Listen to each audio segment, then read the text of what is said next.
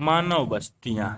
मानव बस्ती का अर्थ है किसी भी प्रकार और आकार के घरों का संकुलन जिनमें मनुष्य रहते हैं। इस उद्देश्य के लिए लोग मकानों और अन्य इमारतों का निर्माण करते हैं और अपने आर्थिक पोषण आधार के लिए कुछ क्षेत्रों पर स्वामित्व रखते हैं। अतः बस्ती की प्रक्रिया में मूल रूप से लोगों के समूहन और उसके संसाधन आधार के रूप में क्षेत्र का आवंटन सम्मिलित होते हैं। बस्तियां आकार और प्रकार में भिन्न होती हैं। उनका परिसर एक पल्ली से लेकर महानगर तक होता है। आकार के साथ बस्तियों के आर्थिक अभिलक्षण और सामाजिक संरचना बदल जाती है और साथ ही बदल जाते हैं। परिस्थितिकी और प्रौद्योगिकी बस्तियां छोटी और विरल रूप से लेकर बड़ी और संकुलित और अवस्थिति होती हैं। विरल रूप से अवस्थित छोटी बस्तियां जो कृषि अथवा अन्य प्राथमिक क्रियाकलापों में विशेषता प्राप्त कर लेती हैं गांव कहलाती हैं। दूसरी ओर कम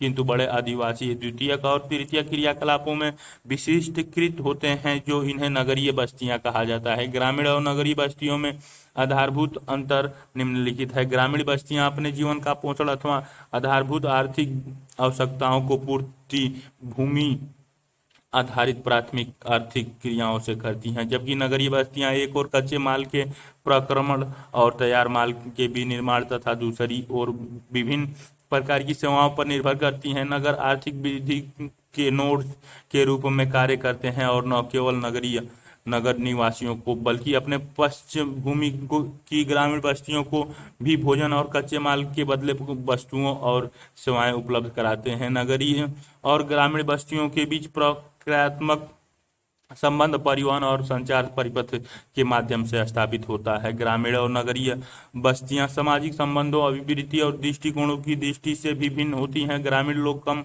गतिशील होते हैं और इसीलिए उनमें सामाजिक संबंध घनिष्ठ होते हैं और दूसरे ओर नगरीय क्षेत्रों में जीवन का ढंग जटिल और तीव्र होता है और सामाजिक संबंध औपचारिक होते हैं। ग्रामीण बस्तियों के प्रकार निर्मित क्षेत्र के विस्तार और अंतर्वास दूरी तथा निर्धारित होता है। भारत में कुल 100 घरों से युक्त हथवा गुच्छित गांव विशेष रूप से उत्तरीय मैदानों में एक सर्वत्र लक्षण है। फिर भी अनेक क्षेत्र ऐसे हैं जहां अन्य प्रकार की ग्रामीण बस्तियां पाई जाती है। ग्रामीण बस्तियों के विभिन्न प्रकारों के लिए अनेक कारक और दशाएं उत्तरदायी हैं। इनके अंतर्गत भौतिक लक्षण, भूभाग की प्राकृतिक ऊंचाई, जलवायु और जल की उपलब्धता। दूसरा संस्कृति और मानव जातीय कारक, सामाजिक संरचना, जाति और धर्म। तीसरा सुरक्षा संबंधी कारक, चोरियों और डकैतियों से सुरक्षा करते हैं। बृहद तौर पर भारत की ग्रामीण बस्तियों को 4 प्रकार में रखा जा सकता है: गुच्छित, संकुलित अथवा आकेंद्रित, अर्धगुच्छित अथवा विखंडित, पल्लीकृत और परिक्षिप्त अथवा एकाकी। गुच्छित बस्तियां क्लस्टरेड सेटलमेंट्स। गुच्छित ग्रामीण बस्ती घर का एक सहत अथवा संकुलित रूप से निर्मित क्षेत्र होता है। इस प्रकार के गांव में रहन सहन का सामान्य क्षेत्र स्पष्ट और चारों ओर फैले खेत खलिहानों और चारागाहों से पृथक होता है। संकुलित निर्मित क्षेत्र और इसकी मध्यवर्ती गलियां कुछ जाने पहचाने प्रारूप अथवा ज्यामितीय आकृति प्रस्तुत करते हैं, जैसे कि आयताकार, आर्य, रेखीय इत्यादि। ऐसी बस्तियां प्रायः उपजाऊ जलोढ़ मैदानों और उत्तर पूर्वीय राज्यों में पाई जाती हैं। कई बार लोग सुरक्षा अथवा प्रतिरक्षा कारणों से संहत गांव में रहते हैं, जैसे कि मध्य भारत चित्र में 4.1 उत्तर पूर्वीय राज्यों में गुच्छित बस्तियां का दृश्य दिखाया गया है कि बुंदेलखंड प्रदेशों और में राजस्थान में जल के अभाव में उपलब्ध जल संसाधनों के अधिकतम उपयोग ने शहद बस्तियों को अनिवार्य बना दिया है। अर्धगुच्छित बस्तियां, सेमी क्लस्टर्ड सेटलमेंट्स, अर्धगुच्छित अथवा विखंडित बस्तियां परिक्षिप्त बस्तियों के किसी सीमित क्षेत्रों में गुच्छित होने की प्रवृत्ति का परिणाम है। अधिकतर ऐसे प्रारूप किसी बड़े सहत गांव के स्वपृथकरण अथवा विखंडन के परिणाम स्वरूप भी उत्पन्न हो सकता है।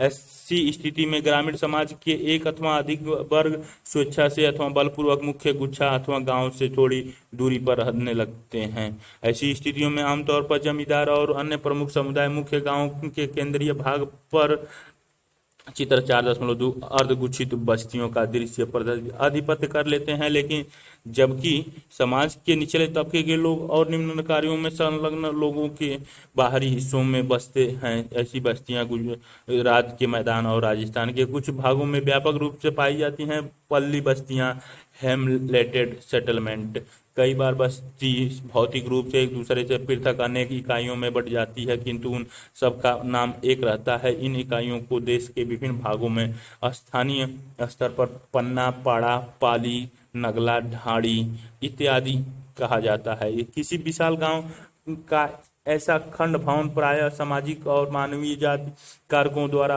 अभिप्रेरित होता है। ऐसे गांव मध्य और निम्न गंगा के मैदान, छत्तीसगढ़ और हिमालय की निचली घाटी में बहुतायत में पाए जाते हैं। परिक्षिप्त बस्तियां, डिस्प्रेस्ड सेटलमेंट, भारत में परिक्षिप्त अथवा एकाकी बस्ती प्रारूप सुदूर जंगलों में एकाकी झोपड़ियों अथवा कुछ झोपड़ियों की पल्ली अथवा छोटी पहाड़ियों की ढाल पर खेतों अथवा चारागाहों के रूप में दिखाई पड़ता है। बस्ती का चरम विक्षेपण प्रायः भूभाग और नागालैंड में परिक्षिप्त बस्तियां चित्र 4.3 में दिखाई गई। निवास योग्य क्षेत्रों में भूमि संसाधन आधार की अत्यधिक विखंडित प्रकृति के कारण होता है। मेघालय, उत्तराखंड, हिमाचल प्रदेश और केरल के अनेक भागों में बस्ती का यह प्रकार पाया जाता है। नगरीय बस्तियां ग्रामीण बस्तियों के विपरीत नगरीय बस्तियां समांतर, सहत और विशाल आकार की होती हैं। ये बस्तियां अनेक प्रकार की और कृषि, आर्थिक और प्रशासकीय कार्यों में संलग्न होती हैं। जैसा कि पहले उल्लेख किया गया है, नगर अपने चारों ओर की क्षेत्रों में प्रक्रियात्मक रूप से जुड़ा हुआ होता है, अतः वस्तुओं और सेवाओं का विनिमय कई बार प्रत्यक्ष रूप से और कई बार मंडी, शहरों और नगरों की श्रृंखला के माध्यम से संपन्न होता है। इस प्रकार नगर गांवों से प्रत्यक्ष और अप्रत्यक्ष दोनों प्रकार से जुड़े होते हैं और वे परस्पर भी जुड़े हुए होते हैं। आप मानव भूगोल के मूलभूत सिद्धांत नामक पुस्तक के अध्याय 10 में नगरों की परिभाषा देख सकते हैं। भारत में नगरों का विकास, भारत में नगरों का अभ्युदय प्रागैतिहासिक काल से हुआ है। यहाँ तक कि सिंधु घाटी सभ्यता के युग में भी हड़प्पा और मोहनजोदड़ो जैसे नगर अस्तित्व में थे। इसके बाद का समय नगरों के विकास का साक्षी है। यह समय 18वीं शताब्दी में यूरोपियों के भारत आने तक अवाधिक उतार चढ़ाव से भरा रहा। विभिन्न युगों में उनके विकास के आधार पर भारतीय नगरों को इस प्रकार वर्गीकृत किया जा सकता है: प्राचीन नगर, मध्यकालीन नगर और आधुनिक नगर। प्राचीन नगर भारत में 2000 से अधिक वर्षों की ऐतिहासिक पृष्ठभूमि वाले अनेक नगर हैं। इनमें से अधिकांश का विकास धार्मिक अथवा सांस्कृतिक केंद्रों के रूप में हुआ है। बनारसी इस इनमें से सर्वाधिक महत्वपूर्ण नगर है। प्रयाग, इलाहाबाद, पाटलिपुत्र, पटना, मदुराई देश में प्राचीन नगरों के कुछ अन्य उदाहरण है। मध्यकालीन नगर वर्तमान के लगभग 100 नगरों का इतिहास मध्यकाल से जुड़ा है। इनमें से अधिकांश का विकास राजवाड़ों और राज्यों के मुख्यालयों के रूप में हुआ है। ये किला नगर हैं जिनका निर्माण प्राचीन नगरों के खंडहरों पर हुआ है। ऐसे नगरों में दिल्ली, हैदराबाद, जयपुर, लखनऊ, आगरा और नागपुर महत्वपूर्ण है। आधुनिक नगर अंग्रेजों और अन्य यूरोपियों ने भारत के अनेक नगरों का विकास किया। तटीय स्थानों पर अपने पैर जमाते हुए उन्होंने सर्वप्रथम सूरत, दमन, गोवा, पांडिचेरी इत्यादि जैसे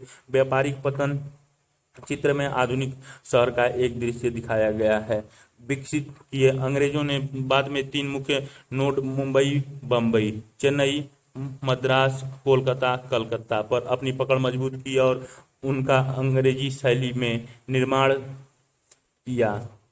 भारत नगरीकरण की प्रवृत्तियां 1901 से 2011 तक 1900 नगरों या नगरीय संकुलों की संख्या, नगरीय जनसंख्या हजारों में, कुल नगरीय जनसंख्या परसेंटेज में 10 की वृद्धि। 1901 में 1827 25,851.9 10.84%। 1911 में 1815 25,941.6 10.29 0.35 वृद्धि।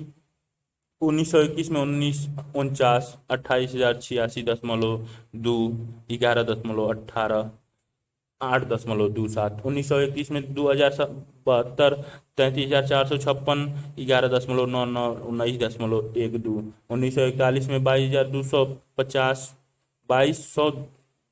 50, 44,153.3, 13.86, 31.97, 1951 में 2,843, 62,443.7, 17.29, 41.42, 1961 में 2,365, 78,936.6, 17.97, 26.45, 1971 में 2,590, 1,09,114, 19.91, 38.23, 1981 में 3,378, 1,59,463, 23.23, 46.14, 1991, 4,689, 2,17,611, 25.71, 36.47, 2001 में 5,161, 2,85,355, 27.78, 31.13,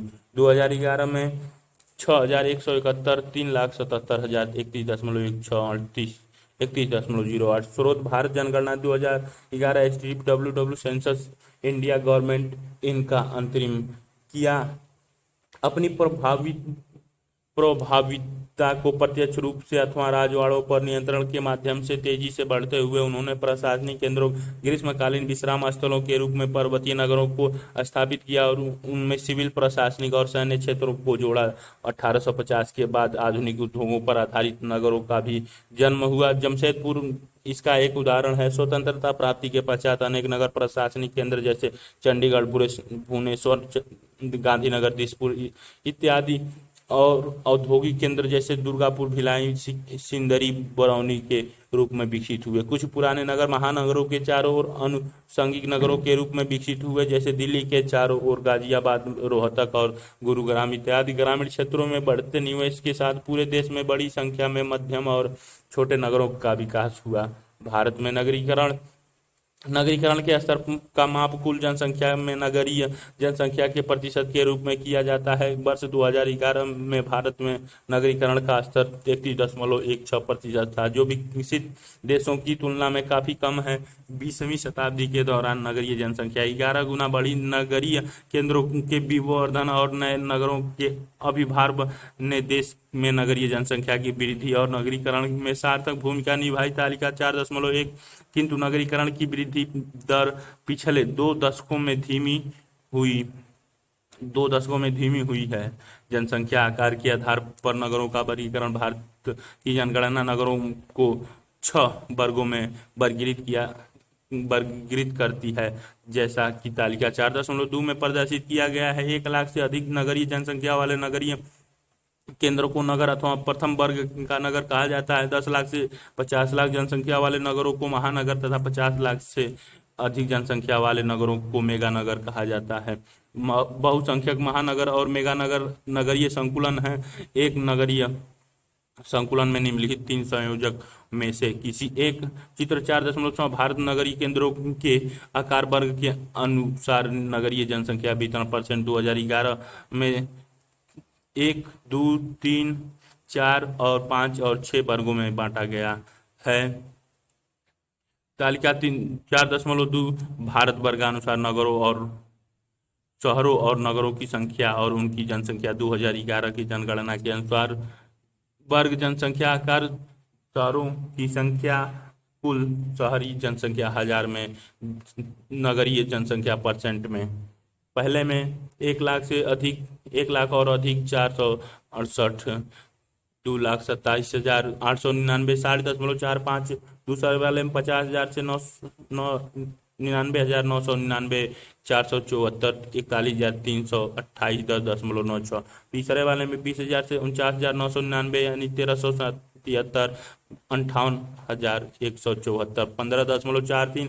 चौथे वाले में 10,000 से 19,999, 1,683, 31,866, 8.45। पांचवें वाले में 5,000 से 9,999, 1,749, 15,883, 4.21। छठवें वाले में 5,000 से कम 424, 1,956, 0.51। भारत की जनगणना 2011। भारत 2017 सूचना एवं प्रसारण मंत्रालय भारत सरकार द्वारा का समावेश होता है। एक नगर व उसका संलग्न नगरीय बहिर्वर्ध आउटवर्थ के सहित अथवा रहित दो अथवा अधिक संस्पर्शीय नगर और एक अथवा अधिक संलग्न नगरों के बहिर्वर्ध से युक्त एक संस्पर्शीय प्रसार नगर का निर्माण। तालिका 4.2 से स्पष्ट है कि भारत की 60% नगरीय जनसंख्या प्रथम वर्ग के नगरों में रहती है। इन 468 नगरों में से 53 नगर नगरीय संकुलन महानगर हैं। इनमें से 6 मेगा नगर हैं, जिनमें से प्रत्येक की जनसंख्या 50 लाख से अधिक है। पांचवें भाग से अधिक 21.0% नगरीय जनसंख्या इन मेगा नगरों में रहती है। इनमें से 1,84,00,000 लोग के साथ बृहन मुंबई सबसे बड़े नगरीय संकुलन है। दिल्ली, कोलकाता, चेन्नई, बेंगलुरु और हैदराबाद देश के अन्य मेगा नगर हैं। नगरों का प्रकार्यात्मक वर्गीकरण अपने केंद्रीय अथवा नोडीय स्थान की भूमि के अतिरिक्त अनेक शहर और नगरों विशेषीकृत सेवाओं का निष्पादन करते हैं। कुछ शहरों और नगरों को कुछ निश्चित प्रकार में विशिष्टता प्राप्त होती है और उन्हें कुछ विशिष्ट क्रियाओं, उत्पादन अथवा सेवाओं के लिए जाना जाता है। फिर भी प्रत्येक शहर अनेक प्रकार्य करता है। प्रमुख अथवा विशेषीकृत प्रकार्यों के आधार पर भारतीय नगरों को मोटे तौर पर निम्नलिखित प्रकार से वर्गीकृत किया जाता है। प्रशासन और नगर। उच्च क्रम के प्रशासनिक मुख्यालय वाले शहरों को प्रशासन नगर कहते हैं, जैसे कि चंडीगढ़, नई दिल्ली, भोपाल, शिलांग, गुवाहाटी, इम्फाल, गांधीनगर, श्रीनगर, जयपुर, चेन्नई इत्यादि। औद्योगिक नगर मुंबई, सेलम, कोयम्बटूर, मोदीनगर, जमशेदपुर, हुगली, भिलाई इत्यादि के विकास का प्रमुख अभिप्रेरक बल उद्योग का विकास रहा है। परिवहन नगर, ये पतन नगर जो मुख्य आयात और निर्यात कार्यों में संलग्न रहते हैं, जैसे कंडला, कोझिकोड, विशाखापट्टनम इत्यादि, अथवा आंतरिक परिवहन की धुरियां जैसे धुलियां, मुगल सराय, इटारसी, कटनी इत्यादि हो सकते हैं। वाणिज्य नगर, व्यापार और वाणिज्य में विशिष्टता प्राप्त शहरों और नगरों को इस वर्ग में रखा जाता है। कोलकाता, सहारनपुर, सताना इत्यादि कुछ उदाहरण है। खनन नगर, ये नगर खनिज समृद्ध क्षेत्रों में विकसित हुए हैं, जैसे रानीगंज, झरिया, दिग्बोई, अलंकेश्वर, सिंगरौली इत्यादि। गैरीसन, छावनी नगर, इन नगरों का उदय गैरीसन नगरों के रूप में हुआ है, जैसे अंबाला, जालंधरा, महू, बबीना, उधमपुर इत्यादि। तालिका 4.3 भारत 10 लाख नगरीय संकुलनों की जनसंख्या 2011 के अनुसार। कोटि नगरीय संकुलन नगरों का नाम, जनसंख्या। कोटि और नगरीय संकुलन नगरों का नाम और जनसंख्या। श्रीनगर यूए में 12,07,33,000 12,73,312। लुधियाना एम कॉर्प में 16,13,878। अमृतसर यूए में 11,83,705। चंडीगढ़ में 10,25,682। फरीदाबाद एम कॉर्प में 14,04,653। दिल्ली यूए में 1,63,14,838। जयपुर एम कॉर्प में 30,73,350। जोधपुर यूए में 11,37,815। कोटा एम कॉर्प में 10,01,365। कानपुर यूए में 29,20,067। लखनऊ यूए में 29,01,474। गाजियाबाद यूए में 23,58,525। आगरा यूए में 17,46,467। बनारसी यूए में 14,35,117। मेरठ यूए में 14,24,908। इलाहाबाद यूए में 12,16,719। पटना यूए में 20,46,652। कोलकाता यूए में 1,41,12,536। आसनसोल यूए में 12,43,008। जमशेदपुर यूए में 13,37,131। धनबाद यूए में 11,95,298। रांची यूए में 11,26,741। रायपुर यूए में 11,22,555। दुर्गा भिलाई नगर यूए में 10,64,007। इंदौर यूए में 21,67,447। भोपाल यूए में 18,83,381। जबलपुर यूए में 12,67,564। ग्वालियर यूए में 11,01,981। अहमदाबाद यूए में 63,00,000 52,254। सूरत यूए में 45,85,367। बड़ोदरा यूए में 18,17,191। राजकोट यूए में 13,90,933।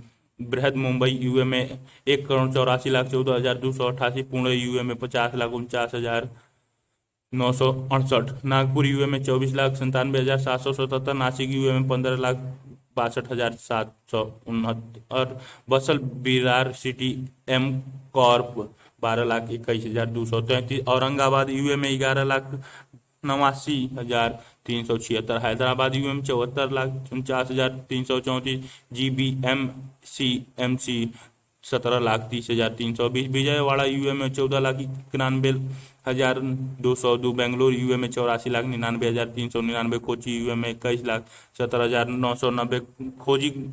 खोड़ में यूए 20,30,519। त्रिशूल यूए में 18,53,54,783। मलप्पुरम में यूए 16,98,645। तिरुवनंतपुरम यूए में 16,87,406।